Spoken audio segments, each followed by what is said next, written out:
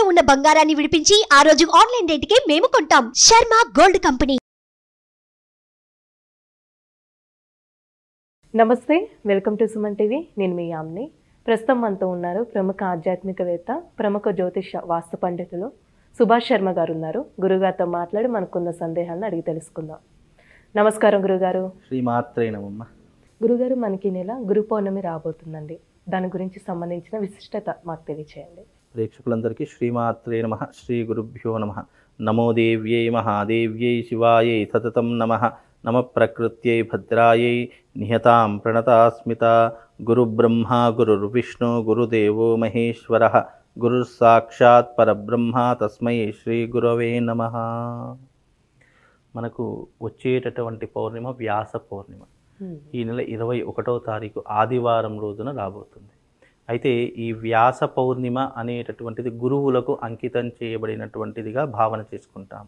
అయితే మనకు గురువు లేని విద్య గుడ్డి విద్య అని ఎలాగైతే అంటామో, గురువు నుంచి సంక్రమించేటటువంటి జ్ఞానము అపార సంపద కంటే 1000 రెట్లు గొప్పనైనటువంటిది జ్ఞాన సంపద. అయితే గురువు మనకు జ్ఞానాన్ని ప్రసాదించేటటువంటి వాడు అని అర్థం. అయితే ఈ జగత్తుకు అంతటికి మొట్టమొదటి గురువు ఎవరు అంటే గురు దత్తాత్రేయుడు మొట్టమొదటి గురువు. యావత్ భారతదేశమే కాదు, దేవతలకు సైతం మొట్టమొదటి గురువు ఎవరు అంటే దత్తాత్రేయ స్వామి. ఆ తర్వాత గురు పరంపరగా వచ్చినటువంటి మహానుభావులు ఎందరో ఉన్నారు. జగద్గురు ఆదిశంకరాచార్యులు, అలాగే ఎంతోమంది పీఠాధిపతులు వాళ్ళ యొక్క అనుసారంతో ఇప్పటికీ కూడా మనకు గురుతుల్యులుగా ఉన్నారు. అయితే గురువు లేకుంటే గనక ఈ సృష్టి అనేటటువంటిది అస్తవ్యస్తమయ్యేటటువంటి ఎన్నో రకాలైనటువంటి సంఘటనలు ఎదురయ్యేటటువంటివి. ఇప్పుడు గురువు జ్ఞానబోధ చేతను గురువు యొక్క అడుగుజాడల్లో నడుస్తున్నాము అంటే గనక ఆ పరమాత్ముడు మనకు నిర్దేశించినటువంటి మార్గమే గురు ఉపదేశం. అందుకే గురువులు అనేటటువంటి వారు ప్రతి ఒక్కరికి జీవితంలో ఒక్కొక్క గురువు ఉంటాడు. విద్య నేర్పినటువంటి వాడు గురువే అవుతాడు. మనకు జీవిత గుణపాఠం నేర్పినటువంటి వాడు గురువే అవుతాడు. అలాగే మనకు వృత్తి నేర్పించేటటువంటి వాడు గురువు. అలాగే మనకు జీవితంలో మొట్టమొదటి గురువు దేవుడైతే రెండవ గురువు తండ్రి అని చెప్తారు. అలాగే ఈ యొక్క వ్యాస పౌర్ణిమ అనేటటువంటిది గురు పౌర్ణిమ అనేటటువంటి గురువులకు అంకితం చేయబడినటువంటిది అని అర్థం. అయితే ఆ రోజున గురు పౌర్ణిమ రోజున ఎక్కువగా దత్తాత్రేయుని యొక్క క్షేత్రాలు, దత్తుడి యొక్క ఆలయాలు ఎన్నో రకాలుగా. సాయిబాబాకి సంబంధించి కూడా చేస్తారు. ఇక్కడ సాయిబాబా అనేటటువంటిది ప్రాచుర్యంలో లేదమ్మా. అంటే చెప్పుకోవడం అంటే మనము పురాణం ప్రకారం చెప్పుకున్న, వేదం ప్రకారం చెప్పుకున్న సాయిబాబా అనేటటువంటి వాడికి ఏంటి అంటే ఇక్కడ ప్రధానంగా గురువు అనేటటువంటి స్థానం మనం కల్పించినటువంటిదే తప్ప సాయిబాబా ఎక్కడా కూడా గురువు అని చెప్పుకోలేదు. అలాగే నన్ను గురువుగా మీరు పూజించండి అని ఎవరికి కూడా చెప్పుకోలేదు. ఆయనను మనము భక్తిపూర్వకంగా భక్తిని చాటి చెప్పుకోవడానికి గురు స్థానంలో పెట్టినటువంటి వారు సాయిబాబా. కానీ మనకు మన సనాతన ధర్మంలో గురువు అయినటువంటి వారు ఎవరు అనంటే గనక గురు దత్తాత్రేయుల వారు చెప్పుకోవచ్చు. అలాగే జగద్గురు ఆదిశంకరాచార్యులు మన గురువుగా చెప్పుకోవచ్చు. ఎందుకంటే వాళ్ళు కారణ జన్ములు. వాళ్ళ యొక్క జన్మ అంతా ఇంత అయినటువంటిది కాదు. వాళ్ళు లోకాన్ని ఉద్ధరించడానికి అవతరించినటువంటి వాళ్ళు సాక్షాత్తు శివస్వరూపులు అని చెప్పుకోవచ్చు. గురు దత్తాత్రేయుడితే సాక్షాత్తు త్రిమూర్తుల యొక్క అంశ అని చెప్పుకోవచ్చు. జగద్గురు ఆదిశంకరాచార్యులు సాక్షాత్తు శివుడి యొక్క అంశ నుండి పుట్టినటువంటి వాడే జగద్గురు ఆదిశంకర. వీళ్ళను గురువులుగా భావన చేసుకుంటూ ఆ రోజున గురు జయంతిని కూడా ఎక్కువగా చేస్తూ ఉంటారు. అయితే ఇక్కడ గురువు అనేటటువంటి దానికి ఎన్నో రకాలైనటువంటి ప్రామాణిక గ్రంథాలు ఉన్నాయి. మనకు జ్ఞానము అనేటటువంటి సంపద ఇచ్చిన ప్రతి ఒక్కరూ గురువుతో సమానము. ఆ రోజున ఏం చేయాలంటే మన జ్ఞానాన్ని మనకు విద్య నేర్పినటువంటి గురువు కావచ్చు, వృత్తి నేర్పినటువంటి గురువు, ఎవరైనా సరే నీకు గురువు అనేటటువంటి భావన నీకు ఉన్నప్పుడు ఆ గురువు గారి దగ్గరికి వెళ్ళి నువ్వు ఆ రోజున ఆశీర్వాదం తీసుకొని రావడం చేత మనకు పుణ్య ఫలాదులు కలుగుతాయి. అలాగే ఇది వ్యాస పౌర్ణిమ కాబట్టి వ్యాసుడు అనేక గ్రంథాలను రచించాడు. అలాగే ఎన్నో రకాలైన పురాణాలను రచించినటువంటి వాడు వేదవ్యాసుడు. 18 పురాణాలను రచించినటువంటి వాడు కూడా వేదవ్యాసుడే. అందులో శ్రీమద్ భాగవతాన్ని రచించినటువంటి వాడు వేదవ్యాసుడే. కనుక ఆ రోజున ఏం చెయ్యాలి గురు పౌర్ణిమ రోజున అంటే గనక శ్రీమద్ భగవద్గీతలు కానివ్వండి, రామాయణ పురాణాలు కానివ్వండి, ఇంకా ఏ 18 పురాణాలు, ఏ పురాణం, అగ్ని పురాణం తీసుకోవచ్చు, అలాగే దేవీ పురాణం తీసుకోవచ్చు, దేవి భాగవతం తీసుకోవచ్చు. ఇలా ఏదో ఒక పురాణమైనటువంటి గ్రంథాన్ని మనం అంటే ఎవరైతే చదువుకుంటారో అలాంటి వారికి ఇవ్వడం ద్వారా అనేక పుణ్యపదార్థులు కలుగుతాయి. ఆ రోజున ఏదైనా దానం చేయాలి అంటే పురాణాన్ని దానం చేయండి, పురాణమైనటువంటి గ్రంథాన్ని దానం చేయండి. అది ఆ రకంగా అది కూడా అర్హత ఉన్నటువంటి వాడికి మాత్రమే దానం చేయాలి.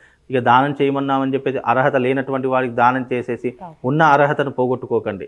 అర్హత ఉన్నటువంటి వాడు ఎవరు?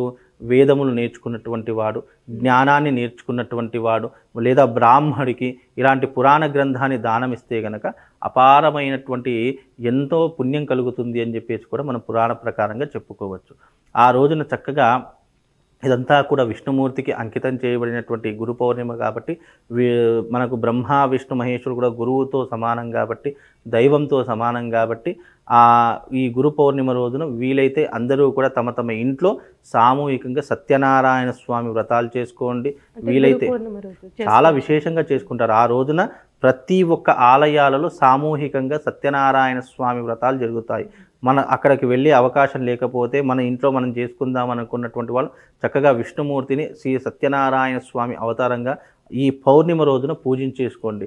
మీకున్నటువంటి ఆర్థికపరమైనటువంటి ఇబ్బందులు ఏవైతే ఉన్నాయో అవన్నీ కూడా తొలగిపోయే అవకాశం ఉంటుంది. లక్ష్మీదేవి యొక్క కటాక్షం కలగాలి అంటే ఈ గురు పౌర్ణిమను వినియోగించుకోండి. అలాగే ఆ రోజున ఇది పౌర్ణిమ చాలా ప్రత్యేకమైనది కాబట్టి మీరు వీలుంటే ఆ రోజున గురు పౌర్ణిమ రోజున సాయంకాలము 7 దాటిన తర్వాత మీ టెర్రస్ మీదకి వెళ్ళి ఒక శ్రీచక్రాన్నో లేకుంటే ఒక శివలింగాన్నో ఏదో ఒకటి తీసుకొని మీ టెర్రస్ మీదకి వెళ్ళేసి చంద్రుడి యొక్క కిరణాలు సంపూర్ణంగా ఎక్కడైతే పడుతున్నాయో అక్కడ ఆ ప్రదేశంలో కూర్చుండి ఆ రోజున శ్రీచక్రార్చన చేసుకోండి. చక్కగా శివార్చన చేసుకోండి. మనం సాయంకాలం 7 దాటిన తర్వాత ఎప్పుడైతే చంద్రుడు నిండుగా ఉంటాడో ఆ సమయంలో గనక పౌర్ణమి రోజు నిండుగా ఉంటాడు కదా, ఆ సమయంలో గనక శ్రీచక్రార్చన చేసిన, శివార్చన చేసిన, అభిషేకాది క్రతువులు చేసిన, శ్రీచక్రానికి అభిషేకాది క్రతువులు చేసిన ఆ పుణ్యం అనేటటువంటిది అంతా ఇంత కాదు. బయటికి తీసుకురావచ్చండి బ్రహ్మాండంగా మన ఇంట్లోనే అంటే టెర్రస్ మీద ఒక్క శ్రీయంత్రాన్ని, ఒక శివలింగాన్ని, ఏదైనా సరే మీకు శివుడు ఇష్టం ఉంటే శివుడు, అమ్మవారు ఇష్టం ఉంటే అమ్మవారు, ఏదో ఒక దాని స్వరూపమైనటువంటి ఒక యంత్రాన్నో లేదంటే ఒక విగ్రహాన్నో తీసుకొని వచ్చి చంద్రుడి యొక్క కిరణాలు ఎక్కడైతే మీ టెర్రస్ మీద పడుతున్నాయో లేదా ఒక ప్రదేశంలో ఒక ఖాళీగా ఉన్నటువంటి ప్రదేశం ఉంటుందో అక్కడికి వెళ్ళి మీరు చక్కగా అమ్మవారిని కానీ శివుణ్ణి కానీ అర్థించండి, అర్చన చేయండి, అభిషేకాది క్రతువులు చేయండి. ఆ పుణ్యం అంతా ఇంత కాదు, కటిక దారిద్రుడైనా సరే అపర కుబేరుణ్ణి చేసేటటువంటి పుణ్యమైనటువంటి పౌర్ణిమ ఈ యొక్క గురు పౌర్ణిమ. ఈ గురు పౌర్ణిమ రోజున ఈ రకంగా ఎవరైతే ఆచరిస్తారో వాళ్ళకు ధన సంపత్తి, ధాన్య సంపత్తి, అమ్మవారి యొక్క అనుగ్రహము, శివుడి యొక్క సంపూర్ణమైనటువంటి అనుగ్రహము, అష్టైశ్వర్యాలు కలిగించేటటువంటి పౌర్ణమి ఈ యొక్క గురు పౌర్ణమి. కనుక ఇవి కొన్ని పుణ్యతిథులు ఎలా ఉంటాయంటే తిథివార నక్షత్ర ముహూర్తాలు మన మనిషికి యోగాన్ని కలిగించేటటువంటివిగా ఉంటాయి. అంటే నేను జీవితంలో అన్నీ కోల్పోయాను, అన్ని రకాలుగా నష్టపోయాను, నేను మళ్ళీ నా జీవితాన్ని పునరుద్ధరణ చేసుకోవాలి, ఏదైనా మంచి నాకంటూ ఒక రోజు రావాలి అంటే ఆ రోజు ఈ యొక్క గురు పౌర్ణిమ. కనుక దీనిని సరిగ్గా మీరు వినియోగించుకొని, ఎవరూ మనకు సహాయం చేసేవారు ఎవరు లేరు. ఒక దగ్గరికి వెళ్తే సహాయం కోరుకుందాము, అతను ఏదో సహాయం చేస్తానని ఆశతో వెళ్తాము, కానీ అక్కడ నిరాశనే వస్తుంది. మీరు ఎవరి దగ్గరికి చేయిజాచి వెళ్ళకండి, భగవంతుని చేయిజాచి అర్చించండి, మీ కష్టాన్ని తప్పకుండా దూరం చేస్తాడు. అలాగే ఈ గురు పౌర్ణిమ రోజున కూడా తప్పకుండా భగవంతుని ఈ రకంగా అర్చించుకోండి. చంద్రుడి యొక్క సంపూర్ణమైనటువంటి అనుగ్రహము, అలాగే ఆ అమ్మవారి యొక్క అనుగ్రహం, శివుడి యొక్క అనుగ్రహం తప్పకుండా చేసినటువంటి వ్యక్తికి దొరుకుతుందమ్మా. చాలా చక్కగా తెలియజేశారు గురుగారు, ధన్యవాదాలు. శ్రీమాత్రే. సుమన్ టీవీలో మీ పర్సనల్ అండ్ బిజినెస్ ప్రమోషన్స్ కోసం కింది నెంబర్కి కాంటాక్ట్ చేయండి.